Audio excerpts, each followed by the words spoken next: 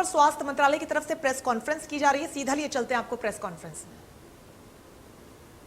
Active cases ज्यादा हैं, वहां पर केसेस में कमी नोट की जा रही है। हालांकि एक स्थाई पर कर्नाटका, महाराष्ट्र, केरला में केसेस में कमी नोट की जा रही है,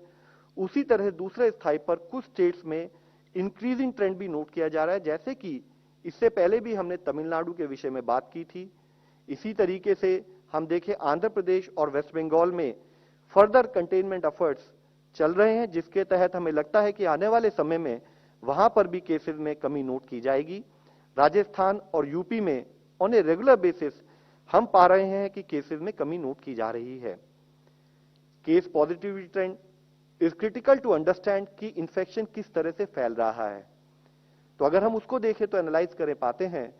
कि 15% से अधिक पॉजिटिविटी वाले 18 स्टेट्स देश में हैं, 5 से 15% पॉजिटिविटी वाली 14 स्टेट्स हैं और 5% से लो पॉजिटिविटी वाली 4 स्टेट्स और यूनियन टेरिटरीज देश में हैं। इसमें भी हम उन 18 स्टेट्स को जहां पर कि 15% से अधिक पॉजिटिविटी है एनालाइज करें तो पाते हैं कि सभी स्टेट्स में काफी हद तक decreasing trend in case positivity note किया जा रहा है, जिसमें मुख्यतः गोवा हो, पुडुचेरी हो, वेस्ट बंगाल हो, कर्नाटका हो, इन स्टेट्स में सब में एक डिक्रीजिंग ट्रेंड इन पॉजिटिविटी नोट किया जा रहा है। हालांकि कुछ स्टेट्स इसमें ऐसी भी हैं जहां पर एक continued increasing trend of case positivity भी साथ में नोट किया गया है, जिसमें मुख्यतः सिक्किम, नागालैंड, इसी तरह मेघालय, अरुणाचल प्रदेश और जम्मू एंड कश्मीर है। हम स्टेट के साथ रेगुलर बेसिस पर कोऑर्डिनेट कर रहे हैं कि कैसे कंटेनमेंट एफर्ट्स को एक स्थाई पर और सुदृढ़ किया जाए, कैसे हम इन टेस्टिंग को और गति से आगे लेके जाएं ताकि हम ओवरऑल अर्ली आइडेंटिफिकेशन और केस पॉजिटिविटी मैनेजमेंट पर फोकस कर सकें। इसके साथ ही हम कुछ और पॉजिटिव ट्रेंड आप लोगों की दृष्टि में लाना चाहेंगे। ये अर्ली ट्रेंड्स हैं, जैसे कि इससे पहले भी इस मंच पर हमने सबसे विनती की है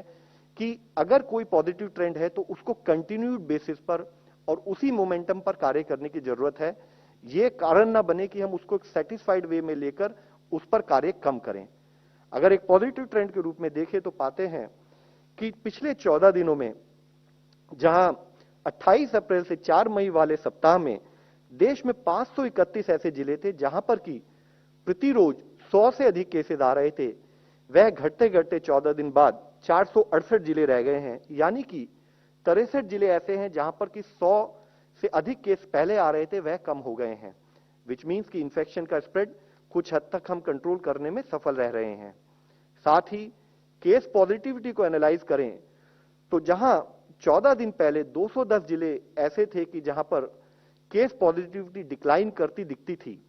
वह बढ़ते बढ़ते अब 303 जिले हो गई है। यानी कि 93 से अधिक जिले ऐसे आ गए हैं जहां पर हम डिक्लाइन केस पॉजिटिविटी को नोट कर रहे हैं। इसी संबंध में हम आप लोगों की दृष्टि में लाना चाहेंगे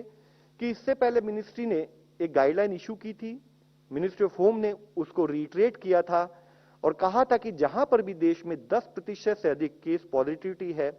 वहां पर इंटेंसिव एक्शन और लोकल कंटेनमेंट के तहत कार्य करना चाहिए, स्ट्रिंजेंट कंटेनमेंट एक्टिविटीज लेनी चाहिए ताकि हम केस और इन्फेक्शन का स्प्रेड को कम कर सकें। उसके तहत हम देखें तो पाते हैं कि कुछ पॉजिटिव न्यूज हमारे सामने है, लेकिन अभी भी देश में 382 ऐसे डिस्ट्रिक्ट्स हैं जहां पर की केस पॉजिटिविटी 10% से अधिक है। तो जरूरत है कि हम उन राज्यों में, उन जिलों में उसी नीति से काम करते रहें, उसी तरह से काम करते रहें कि जिससे हम केस पॉजिटिव को कम कर सकें। वैक्सीनेशन के विषय में हम आप लोगों की दृष्टि में लाना चाहेंगे,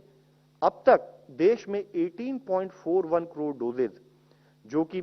above 45 years of age, health care workers और फ्रंटलाइन वर्कर्स को गवर्नमेंट के द्वारा स्टेट को देते हुए फ्री पद्धति के द्वारा अब तक डोजेज दी जा चुकी हैं। इसी तरीके से 18 से 44 एज ग्रुप में 92 लाख के करीब डोजेज अब तक दी जा चुकी हैं। इसी विषय में एक बहुत मुख्य विषय जो कि माननीय प्रधानमंत्री जी ने भी अपने हर फोरम में उठाया है, जिसके बारे में बात की है, वह यह है कि एक एक वैक्सीन की डोज किसी भी मनुष्य के लिए सुरक्षा कवच है। तो हम वैक्सीन वेस्टेज पर उसी तरीके से काम करें, उसमें भी हम कुछ अच्छे रिजल्ट्स पा रहे हैं। जैसे कि हम देखें कि 1 मार्च को अगर हमारे यहाँ वैक्सीन वेस्टेज कोविशील्ड 8% और 17% कोवैक्सीन थी, तो वह घटते घटते अभी 4% और 1% रह गई है। हम स्टेट्स के साथ कोऑर्डिनेट कर रहे हैं कि इसको इवन 0% तक किया जाए, ताकि हर वैक्सीन की डोज का सदुपयोग किया जा सके।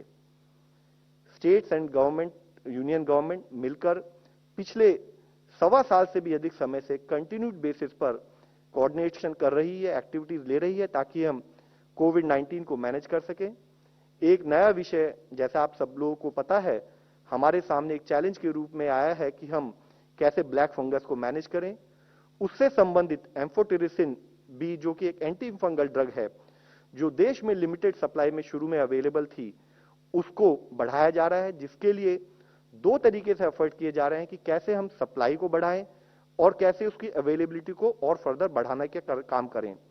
जिसके तहत 5 एडिशनल मैन्युफैक्चरर्स को देश में लाइसेंस दिलवाने का कार्य ministry of pharma, ministry of health coordination से कर रही है। इसके साथ ही जो अभी एग्जिस्टिंग मैन्युफैक्चरर्स हैं, वह भी अपनी कैपेसिटी और अपने प्रोडक्शन कैपेसिटी को बढ़ाने से संबंधित कार्य कर रहे हैं। इसी से संबंधित फंगल इन्फेक्शन, जो कि अगर किसी भी हेल्थ सेटिंग में नोट किया जा रहा है, उसके मैनेजमेंट पर भी उसी स्थाई से, उसी नीति से कार्य हो, जिसके तहत हमने स्टेट्स को गाइडेंस दी है, एडवाइस किया है कि हम इन्फेक्शन प्रिवेंशन कंट्रोल प्रैक्टिसेस पर कार्य करें, जिसके तहत हमने स्टेट से रिक्वेस्ट की है कि हर हॉस्पिटल में हॉस्पिटल इन्फेक्शन कंट्रोल कमेटी बनाई जाए, हर कोविड हॉस्पिटल में भी उस पर कार्य हो। हमने उनसे यह भी रिक्वेस्ट की है कि ट्रांसमिशन बेस्ड प्रिकॉशन, यानी कि चाहे वे ड्रॉपलेट हो, चाहे वे एयरबोन हो, चाहे contact related infection prevention management हो, हेल्थ केयर वर्कर्स और पेशेंट सेफ्टी संबंधित सभी गाइडलाइंस को फॉलो किया जाए। बायोमेडिकल वेस्ट मैनेजमेंट को भी तरीके से मैनेज किया जाए गाइडलाइंस के तहत। और इसके साथ ही वह सेटिंग्स जहां पर कि इन्फेक्शन हमें और अधिक मात्रा में ध्यान रखना है, कंट्रोल करना है, जैसे कि आईसीयूज है हमारे, या हमारी लैब्स हैं, या वहां पर जहां की हमारे पेशेंट जो कि इम्यूनो कॉम्प्रोमाइज्ड हों या स्टेरॉयड ट्रीटमेंट पर हों, या जिनको कोई एग्जिस्टिंग कोमॉर्बिडिटीज हो, वहां पर हम एनहांस फोकस से इन्फेक्शन प्रिवेंशन कंट्रोल प्रैक्टिसेस पर कार्य करें। यह हमने स्टेट को गाइड किया है। इसी के साथ ही आयुष से संबंधित रिहैबिलिटेशन और मैनेजमेंट संबंधित गाइडेंस देने के लिए एक कंट्री वाइड काउंसलिंग हेल्पलाइन भी आयुष मंत्रालय ने शुरू की है।